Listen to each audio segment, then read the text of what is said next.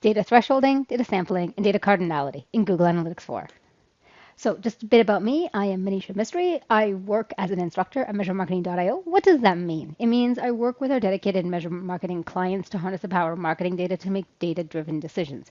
I'm passionate about sharing my knowledge. That's why I'm here telling you guys all the good stuff about these 3 data limits in GA4. And I'm proficient in Looker Studio, BigQuery, Analytics, Canvas. Definitely love those. So if you have questions about those, hit me up and ask instructor. Alrighty. So I mentioned Ask Instructor. So Ask Instructor is part of our flagship product, which is the Measurement Marketing Academy. The Academy is amazing. In the Academy, you can send us live questions like on video, and we will send you live videos back. We will also send you screenshots. We even help you debug if you're having a hard time in Tag Manager. So the Academy, in addition to Ask Instructor, has win courses, courses to get you started on what you need when you need it. We have on-demand workshops, many workshops like this. We also have lots of get it done guides to get yourself moving forward with measurement. Alrighty. So before you dive into this training, remember one thing. So I have been guilty of this before, where I take training and I try to grab everything under the sun. Biggest piece of advice I think you can take is grab one thing from today's topic. Okay? Grab one thing, implement it, ride that bike, get that bike moving. Once that bike is moving a little, then come back and grab another one thing. Alrighty. Let's start. Data thresholding, data sampling, and data cardinality in Google Analytics 4. Let's dive in. Okay, so before we dive in, we need to go through our measurement marketing foundation. Basically, our measurement foundation, which helps us go from marketing in the blind to marketing where we can reliably grow revenue and profit. So it's 3 key stages: plan, build, and launch. Plan is all about the questions you're going to ask, the information you need to answer those questions, and the actions you're going to take once you have those answers. This is super important because you need to be able to take actions once you have answers to your questions. Build is all about results and traffic and tying those two together to tell a story. And then launch is listening to that story. How is that story performing yesterday? How is that story going to perform tomorrow? So that comes to forecasting. And how can you optimize that story so you can start reliably growing revenue and profit? To learn more about this, you can go to measurementmarketing.io. Alrighty, let's dive in. So we've all heard the term data sampling. We've also heard the term data thresholding. We have also may have heard the term data cardinality. So let's talk about the what, the when, the where, and the how, and the workarounds for these data limits. Let's dive into the first one, data sampling. So what is data sampling? Data sampling is a practice of looking at a subset of data to generate a report. The reason Google Analytics 4 uses data sampling is it allows Google to generate the reports faster and also cheaper. Now, I like to think of data sampling like a puzzle. Now, when you look at this puzzle, you may notice that not all the pieces are in place, right? There are pieces missing from the top of the Eiffel Tower. But because there are enough pieces put together, there is a subset of the puzzle pieces put together, you can easily see that it's the Eiffel Tower. So you do not need all the puzzle pieces. You only need a subset of the puzzle pieces to figure out the puzzle. The same thing comes with Google. It needs a subset of the data to give you an answer to your query. Now, when does data sampling happen? So data sampling happens differently depending on if you're using GA4 or standard or 360. If you're using standard, it's when you're querying more than 10 million events for a report. If you're using 360, and I'm not sure how many 360 users are here, but if you are, it's 1 billion events. So many of us are going to be in the standard. Now, how do you really know you're querying 10 million events for a report? So think about this. If you have lots of events a day and you're querying, say, 2 years, you can definitely run into data sampling. Data sampling is all about you have too much data. So instead of going and looking at all the data, we're going to look at a subset of the data and give you an answer to your question. Okay? Where does data sampling happen? So it happens in Google Analytics 4 standard reports, Google Analytics 4 explorations, and Google Analytics 4 API, Looker Studio, Mixed Analytics, Supermetrics. So when you think API, those are those places. You're going to see the API show you sampling, in Looker Studio in tools like Mixed Analytics or Supermetrics. Okay?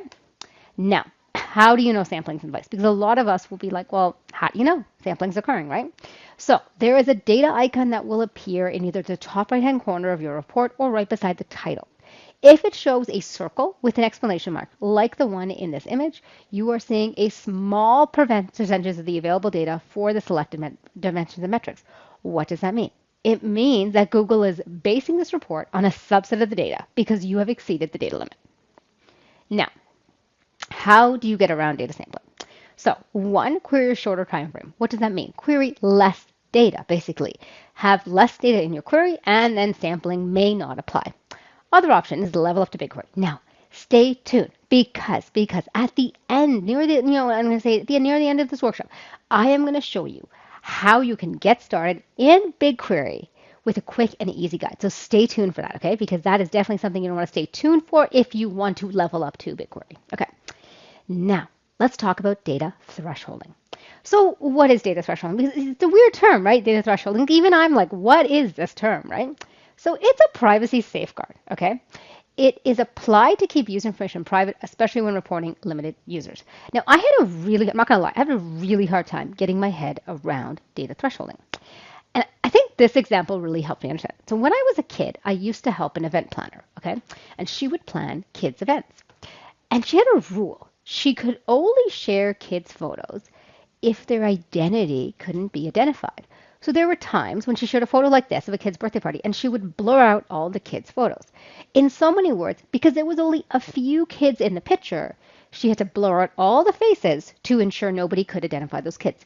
There were also times where parents would literally tell her to chop their kids out. So if I go back to the previous one, and then I go back to this one, you'll see that she has chopped kids out.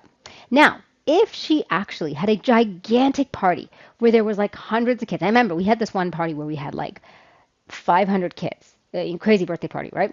But we had 500 kids. She never had to blur out a single child's face because in this photo, you cannot identify a child. You can try to look at this photo and make, heads or tails of any faces, but the chances of that happening is not possible, right? Because they're so small. But in a, tiny photo, you can definitely, make way and see, oh yeah, if you saw these kids' faces, you may notice, oh, that's, so-and-so's kid.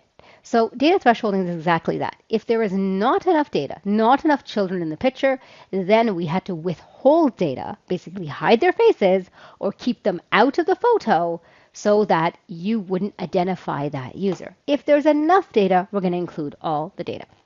Now, when does data thresholding happen? There is no true defined limit. Google hasn't said this is exactly when thresholding happens. But it usually is applied when a report request is reporting on limited users. So if you have a small site like ours is not a very busy site, right? We tend to have thresholding. If you do have a site with thresholding happening, and I'll show you how thresholding is happening in a minute, then we'll talk about what you can do in a minute. Okay, so where does thresholding apply? So it applies in the standard reports. So Google Analytics for any of the standard reports. It applies in the exploration reports. And it also applies through the API. So if you're using any of the tools like Looker Studio, Mix Analytics, Supermetrics, you will have data thresholding on your data through there if you see it in the GA4 standard reports and explorations. Now, how do you know data thresholding is applied?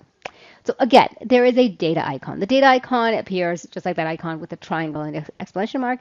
This will appear either in the top right-hand corner of your report or right beside the title.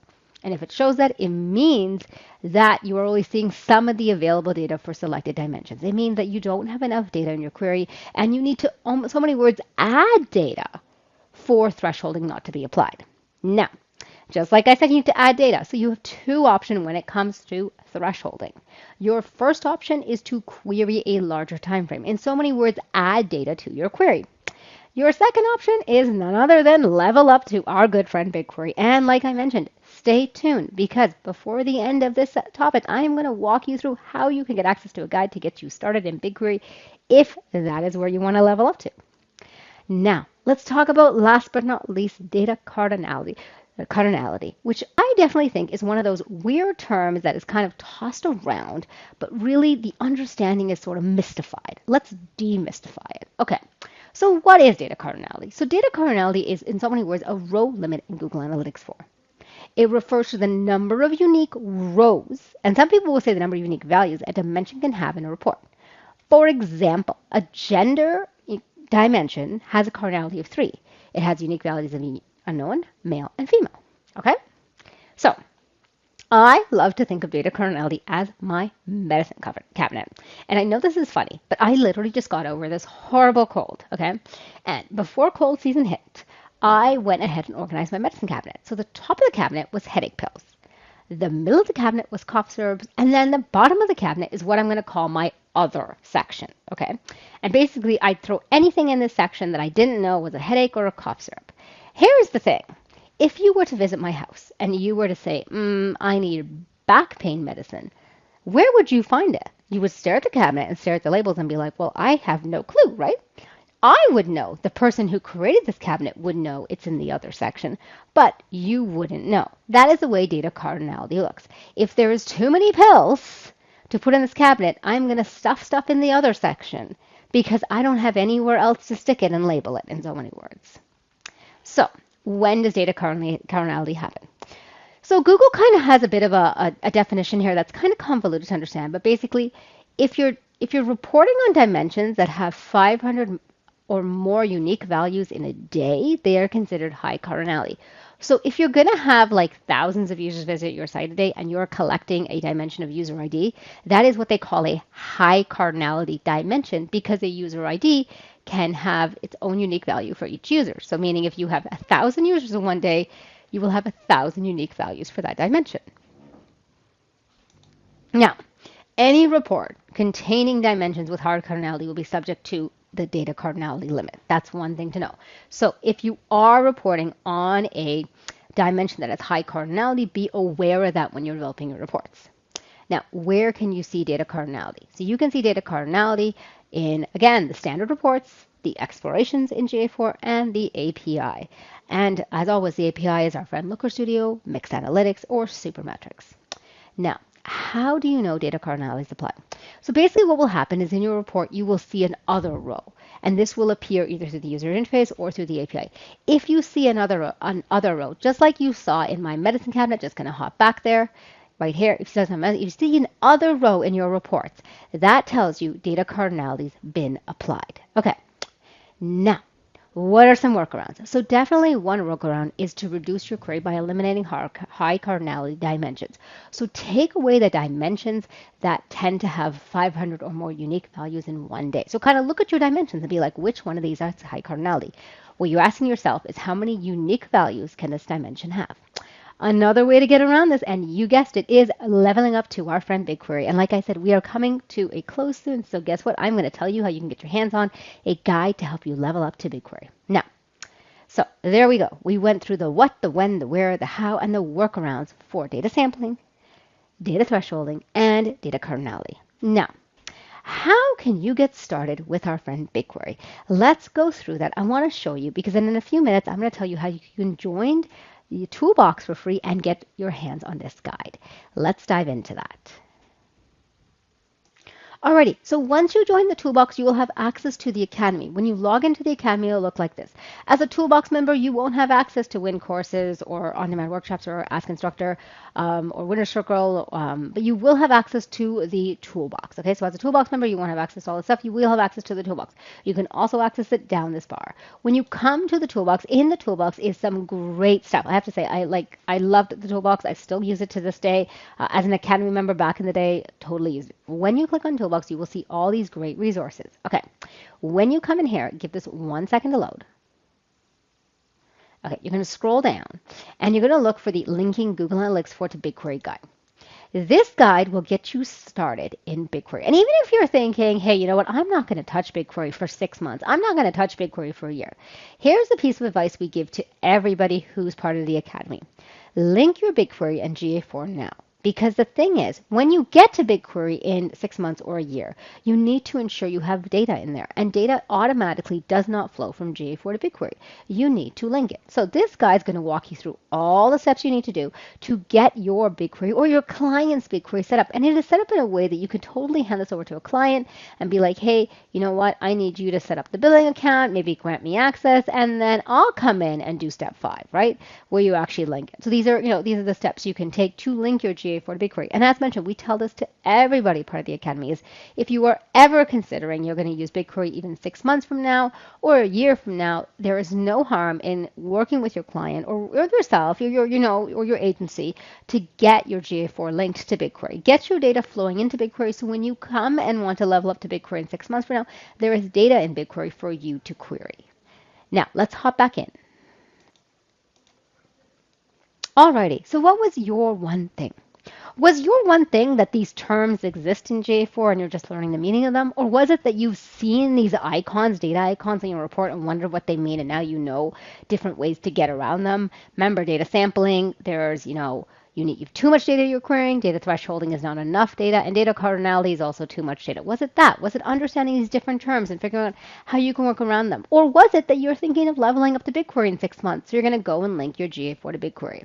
So definitely take your one thing and go from there. Alrighty. Now, I highly recommend you also hit the subscribe button. We have lots of great workshops coming for you. So if you want to stay tuned and see all the great workshops Julie, myself, and the instructor team has for you, hit subscribe today.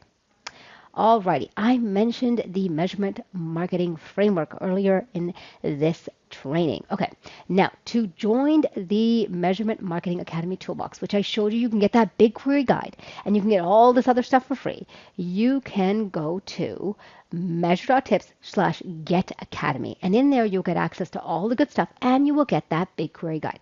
Highly, highly recommend you take a minute, go to that link and get signed up for the Toolbox and go download that guide now.